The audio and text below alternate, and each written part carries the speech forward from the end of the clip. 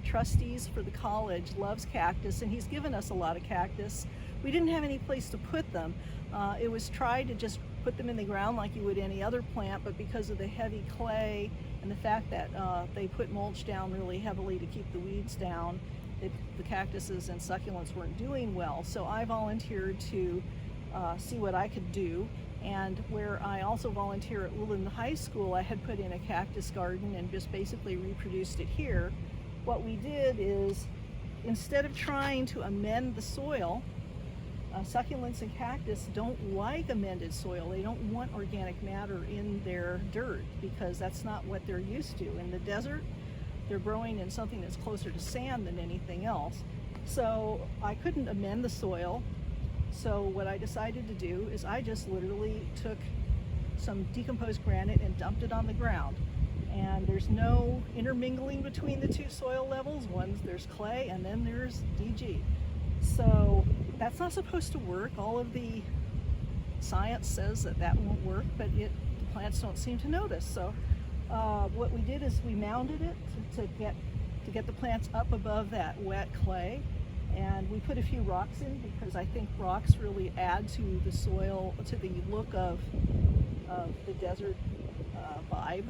And then what I had been doing over time is I've been watching what plants survive the winters here.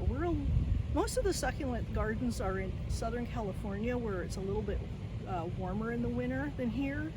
A lot of them can't take freezing temperatures, so I have been experimenting for a long time, seeing what ones really can tolerate it or not.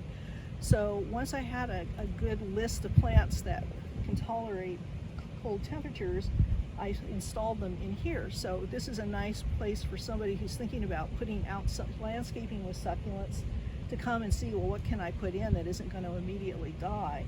So I've got aloes, and I've got aeoniums, true cactuses, that torch cactus. I've got agaves, believe it or not, that is an agave, that's an agave, that's an agave, that's an aloe. There's very few euphorbias. There's a lot of succulent euphorbias, but almost none of them are hardy. This is about the only one that is. It's Euphorbia resinifera.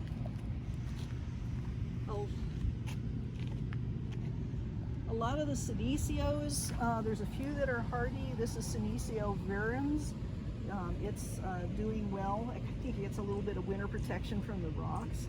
I do have some ground cover type succulents in here.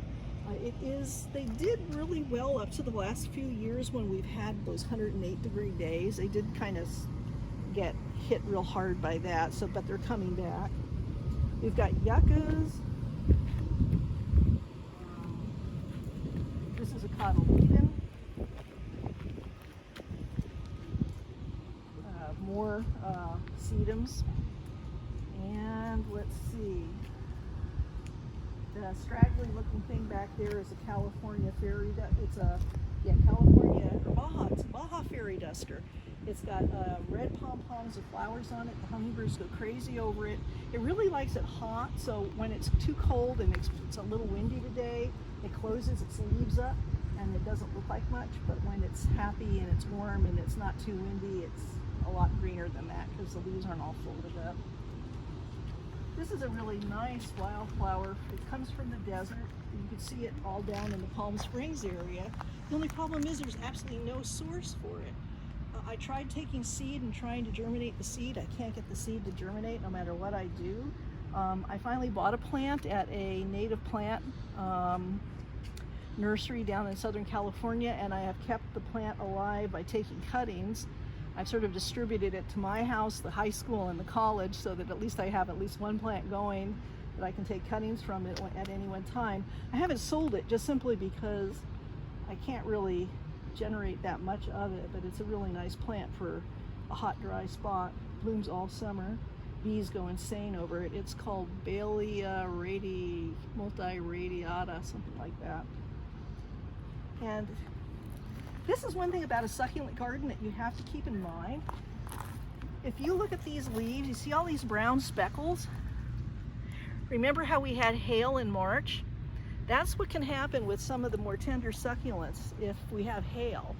Unfortunately, hail isn't predicted as easily as like frost, so you can't run out and throw cover over your plant because you know it's going to hail tomorrow.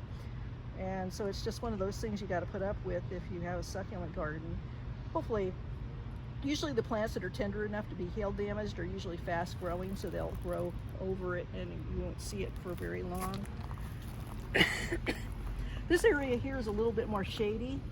The hen and chicks is very popular, and it's a little bit too dry here for it. I really need to give it a little bit more water, but I keep moving it around trying to find a spot that it's happy, which is something I always recommend people do if they've got something that they can't quite figure out why it's not happy. Just move it. There's that, believe it or not, is a prickly pear. It's one of the prickly pears that doesn't have pads. It has stalks instead. I think it's actually been moved to a new genera just because of that. It's an interesting plant. And let's see what else I have. This is another California native, desert native. It's called Bladder Pod. This thing is really popular with bees, butterflies, and hummingbirds. And once it's finished blooming, it has these little green pods on them that are kind of decorative. As you can see, almost all of the desert plants that aren't succulents have really small leaves like this.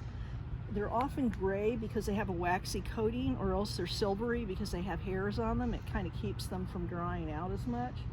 So you won't ever see a really big broad-leafed plant growing in the desert unless it's something that grows like by a lake or on a stream.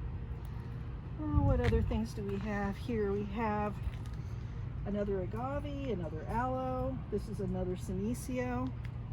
This is an interesting plant here. It can look better, but it kind of has gotten hit by the hail.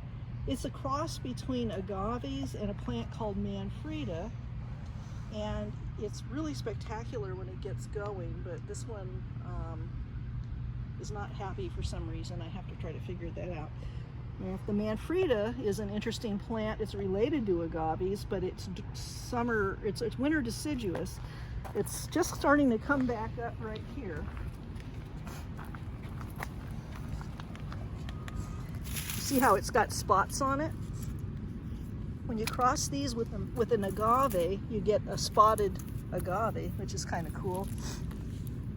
These don't die when they bloom, unlike agaves. So when you make that bigeneric cross and you get a mangave, it's more than likely going to survive. And I think we basically talked about most of the plants here. Another plant that is very easy to find and is hardy here is a Cotyledons. It's a genus of in the Crassula family, I believe, and it's got very variable leaves. This is the more finger form of it, and then there's another one. This is the more traditional form, where it has petals like this. This is like the basic form. So that's the same plant, just looks completely different because of the leaf shape. And this is the more normal form. But those are pretty hardy here.